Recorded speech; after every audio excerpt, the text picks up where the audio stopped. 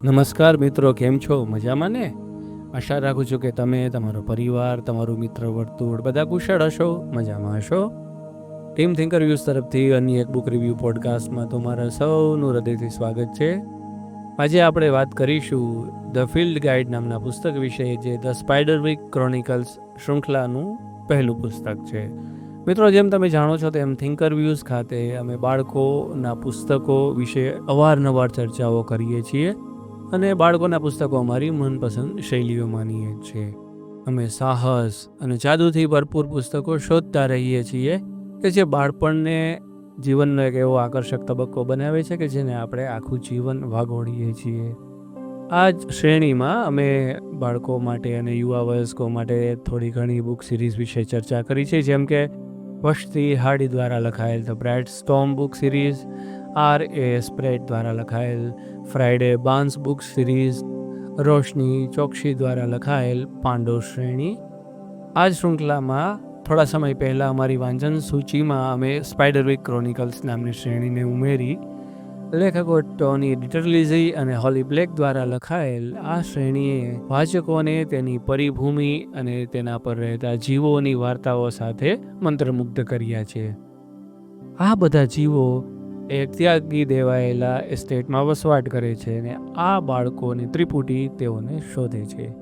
સૌ પ્રથમ 2003માં પ્રકાશિત થયેલ આ શ્રેણી સમયની સાથે વિકસતી ગઈ અને તેને યુવાનોની સાથે વયસ્કોએ પણ પસંદ કરી અને આગળ જતાં તેનું ટેલિવિઝન સ્ક્રીન માટે પણ રૂપાંતરણ કરવામાં આવ્યું. તો ચાલો ચર્ચાની શરૂઆત આ શ્રેણીના પ્રથમ પુસ્તક ધ ફિલ્ડ ગાઈડથી કરીએ. આવો સૌ પ્રથમ એક નજર નાખીએ આ પુસ્તકના મુખપૃષ્ઠ પર. જેમ તમે જોઈ શકો છો તેમ કદાચ તમને આ પુસ્તકનું મુખપૃષ્ઠ થોડું જૂનું પુરાણું હોય તેવું લાગશે. અમને આ શ્રેણીની સુંદર હાર્ડબેક નકલો વાંચવા માટે મળી હતી. આ શ્રેણીના પ્રથમ પુસ્તકના મુખપૃષ્ઠ પર તમને 3 ભાઈ બહેનો, જેમાં જોડિયા ભાઈઓ અને તેની કાળા વાળવાળી બહેન, આ સ્પાઈડરવિક એસ્ટેટમાંથી શોધેલી ફિલ્ડ ગાઈડ વાંચતી દેખાડાયા છે. કવર પેજ પર ઉપયોગમાં લેવાયેલા અક્ષરો અથવા તો ફોન્ટ્સ ક્લાસિકલ લાગે તમને. લેખકોના નામ તમને ઉડતા પાંદડાઓમાં જોવા મળે છે. આ પુસ્તકની આવૃત્તિમાં અંદર લગભગ દરેક પૃષ્ઠ પર સુંદર ચિત્રો દોરવામાં આવ્યા છે, જે યુવા વાચકોને વાંચવા માટે ખૂબ જ આકર્ષિત કરશે. આ ક્લાસિક કવર પેજ છે, જે ખાસ કરીને કલેક્ટર એડિશન્સ ટાઈપની આવૃત્તિઓ શોધતા હોય તે લોકોને વધારે ગમે. બાકીના ચાહકોને, જેમ મેં આગળ કહ્યું તેમ, થોડું જૂનું પુરાણું કવર પેજ હોય તેવું લાગશે. ચાલો વાર્તાનું વિહંગાવલોકન કરીએ. વાર્તાની શરૂઆતમાં આપણે ગ્રેસિસ પરિવારના લોકોને મળીએ છીએ, જેમાં છે 9 વર્ષના જોડિયા ભાઈઓ સાયમન અને જેરેડ અને તેઓની 13 વર્ષની બહેન મેલોરી અને તેઓની માતા હેલેન. તે લોકો સ્પાઈડરવિક એસ્ટેટમાં આવે છે. એકચ્યુઅલી સ્પાઈડરવિક એસ્ટેટ તે હેલેનની ગ્રેટ આન્ટ કહેવાય. તે કાકી લ્યુસિન્ડાનું એક ભવ્ય પરંતુ જૂનું ઘર છે, જે તેમને અહીં રહેવા દે છે.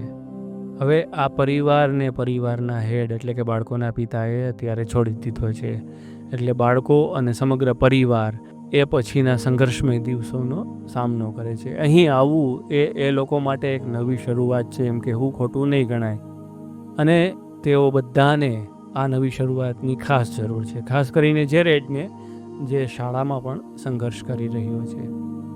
જેરેડ જ્યારે ઘરમાં પ્રવેશે છે ત્યારે તે વિચારે છે કે દિવાલમાં એક ખિસકોલી હોઈ શકે અને તેનો અવાજ તેને સંભળાય છે. પછી આ જે પ્રાણી હોય તે એની શોધમાં આ બાળકો લાગી જાય છે અને તેને દિવાલમાં એક વિચિત્ર વસ્તુ જોવા મળે છે.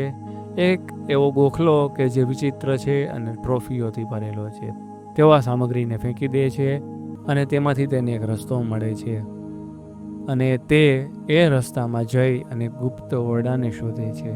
આ ઓરડાની અંદર જૂના પુસ્તકો ભરેલા છે અને દિવાલ પર એક વૃદ્ધ ચશ્માવાળા માણસનું ચિત્ર છે અને ડેસ્ક પર કેટલા બધા ક્લૂઝ, કેટલી બધી કડીઓથી ભરેલી એક કવિતા લખાયેલી છે.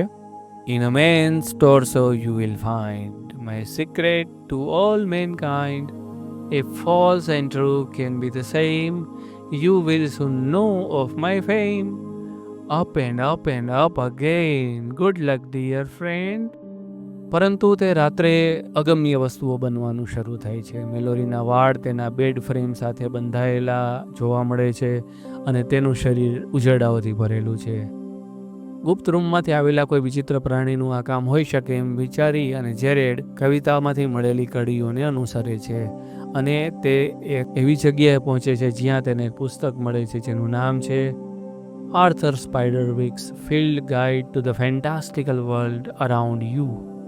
આ હસ્તલિખિત પુસ્તકમાં પરીઓ વિશેનું જ્ઞાન છે અને જેરેડ આ રસપ્રદ વાર્તાઓને ફોલો કરતો જાય છે. હવે જ્યારે જેરેડને આ વાર્તાઓ રસપ્રદ લાગે છે ત્યારે તેના ભાઈ બહેનોને તે થોડી શંકાસ્પદ લાગે છે. તેઓ એક નિષ્કર્ષ પર આવે છે કે આ નવા ઘરમાં તેઓને તંગ કરનાર કોઈ બોગાર્ટ જ હોવો જોઈએ. પરંતુ બોગાર્ટને શોધવાનો જેરેડનો પ્રયાસ બેકફાયર થાય છે કારણ કે તેની માતા અને તેના બંને ભાઈ બહેન તેનાથી નારાજ છે. આ પ્રક્રિયા દરમિયાન રસોડામાં થયેલી ઉથલપાથલ અને ભાઈ બહેનોને ઈજા થવાના કારણે અને ખાસ કરીને સિમોનના પાલતુ પ્રાણીઓ પર પણ હુમલા થયા હોવાના કારણે તે પણ આ બધાથી ગુસ્સે છે. તો જો આ કામ કરનાર બોગાર્ડ હોય તો તેને શોધવા માટે કોઈ જેરેડનો સાથ નહીં જ આપે. પરંતુ ખરેખર આ નવા ઘરમાં વાસ્તવિક શું છે અને કાલ્પનિક શું છે? શું જેરેડ સત્ય શોધી શકશે? શું તેના ભાઈ અને તેની બહેન તેની સાથેની સફરમાં જોડાશે? Arthur Spiderwick's book is not for your kind. Too much about fae for a mortal to find. All who have kept it have come to harm, be it through violence or through charm. Throw the book away, toss it in a fire. If you do not heed, you will draw their ire. હવે આ પુસ્તક વિશેના મારા સમીક્ષાત્મક વિચારો. સ્પાઇડરવિક ક્રોનિકલ્સનું આ પ્રથમ પુસ્તક એ બાળકો માટે સાહસોની એક આનંદદાયક શરૂઆત છે જેઓ આપણા વિશ્વમાં છુપાયેલા જાદુઈ સ્થાનો વિશે વાંચવાનું પસંદ કરે છે. પુસ્તક સરળ ભાષામાં લખાયેલું છે અને તેના કારણે નાના વાચકો માટે પણ તેને વાંચવું એકદમ સરળ બને છે. આવા કોઈ પણ પુસ્તકની કરોડરજ્જુ કહેવાય તો એ હોય છે સંબંધિત પાત્રો. અને સાયમોન, જેરેડ અને મેલરીમાં આપણને 3 પ્રેમાળ બાળકો મળે છે જે ખરેખર બહુ ગમી જાય તેવા પાત્રો છે. મેલોરી સૌથી મોટી છે અને તે એક તલવારબાજ છે અને જેરેડના શબ્દોમાં કહીએ તો જ્યારે તેના હાથમાં તલવાર હોય ત્યારે તેને હરાવવી અસંભવ છે. સિમોન અને જેરેડ ટ્વિન્સ છે એટલે કે જોડિયા ભાઈઓ છે. સિમોન પ્રાણીઓ માટે નરમ સ્થાન ધરાવે છે અને તેની પાસે ઉંદરથી લઈને રેડપોલ સુધીની એક પ્રાણીઓની આર્મી છે એમ કહેવું ખોટું નહીં કહેવાય. જ્યારે જેરેડ પરેશાન વ્યક્તિ છે. તેવો વ્યક્તિ છે કે જે લડાઈ કરી બેસે છે અને પોતાના વિચારોને સ્થાપવા માટે સંઘર્ષ કરે છે. પરંતુ તેનો આ સંઘર્ષ જ તેને બોગાર્ડને સમજવા માટે મદદરૂપ થાય છે. Maybe the boggart was a little bit like us because it's stuck here too.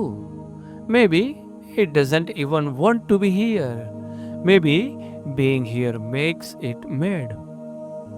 અને પછી એક ઘર છે એટલે જેમ જેમ શ્રેણીમાં આપણે આગળ વાંચશું તેમ આપણે આ એસ્ટેટ વિશે વધુ ને વધુ જાણશું. પરંતુ આ પ્રથમ પુસ્તક આપણને આ ભવ્ય જૂના ઘરનો પરિચય કરાવે છે અને આપણે તેને બાળકોની આંખોથી પ્રથમ વખત જોઈએ છીએ. It was more like a dozen shacks had been piled on top of one another. There were several chimneys and the whole thing was topped off by a strip of iron fence sitting on top of the roof like a particularly garish hat. The doors were a faded grey worn with age. The only traces of paint were an indeterminate cream stuck deep in crevices and around the hinges. A rusted ram's head door knocker hung from a single heavy nail as its center. આ ઘરમાં ઘણા બધા જૂના પાત્રો ભરેલા છે અને તે જીવંત થાય છે. શહેરના અપાર્ટમેન્ટના તેના જૂના જીવનની સરખામણીએ આ જેટલું વિરોધી કહી શકાય તેટલું વિરોધી ઘર છે અને આ વિચિત્રતા જ તેઓ માટે રોમાંચ બની જાય છે. જેમ જેમ બાળકોને આ વાર્તાના અંતે ખ્યાલ આવે છે કે તેઓએ જે ક્ષેત્ર શોધ્યું છે કે તેઓ જેની શોધ કરે છે તે ખરેખર બહુ વિશાળ વસ્તુ છે અને જો તેઓ આ ફિલ્ડ ગાઈડને વધુ ને વધુ ફોલો કરશે તો કદાચ તે એક વધારે પ્રચંડ વિશાળ આભાસી દુનિયામાં જતા રહેશે. અને જો આ પુસ્તકમાંની દરેક વસ્તુ સાચી હોય તો તેઓએ ખરેખર તો સ્પાઈડરવિક હાઉસની આસપાસની વિચિત્ર દુનિયાની શોધખોળ હજી શરૂ જ કરી છે. ફિલ્ડ કાઇડ પાસેથી વધુ શીખવાનું છે અને બાળકોની સાથે સાથે આપણે પણ વધુ ને વધુ પરીઓને મળતા જશું. પરંતુ આ પુસ્તકની પરી છે તોફાની બોગાર્ટ. Bogarts delight in tormenting those they once protected, and will cause milk to sour, doors to slam, dog to go lame, and other malicious mischief. આ વાર્તાઓને એક આનંદદાયક ટીવી અવતરણમાં પણ ફેરવવામાં આવી છે અને તે ધ રોકુ ચેનલ નામની ચેનલ ઉપર સ્ટ્રીમિંગ માટે ઉપલબ્ધ છે.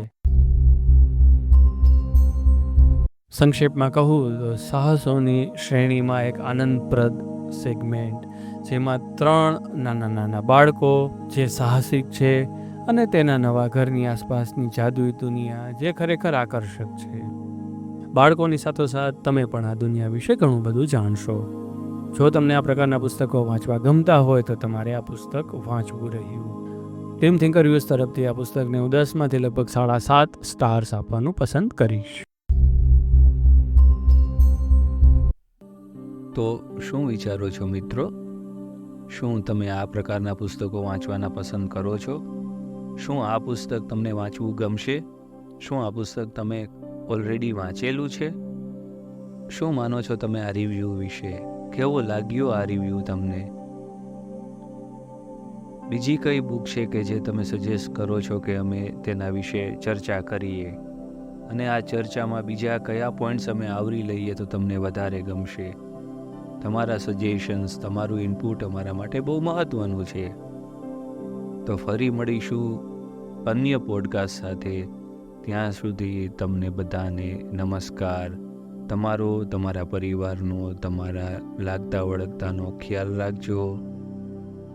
અને જો તમે આ પ્રકારના બુક રિવ્યૂ અમે રિલીઝ કરીએ ત્યારે તમને નોટિફિકેશન મળતું રહે તેવું ઈચ્છતા હોય તો આ ચેનલને સબસ્ક્રાઈબ કરજો. આ રિવ્યૂ જો તમને ગમ્યો હોય તો લાઈક કરવાનું ભૂલતા નહીં.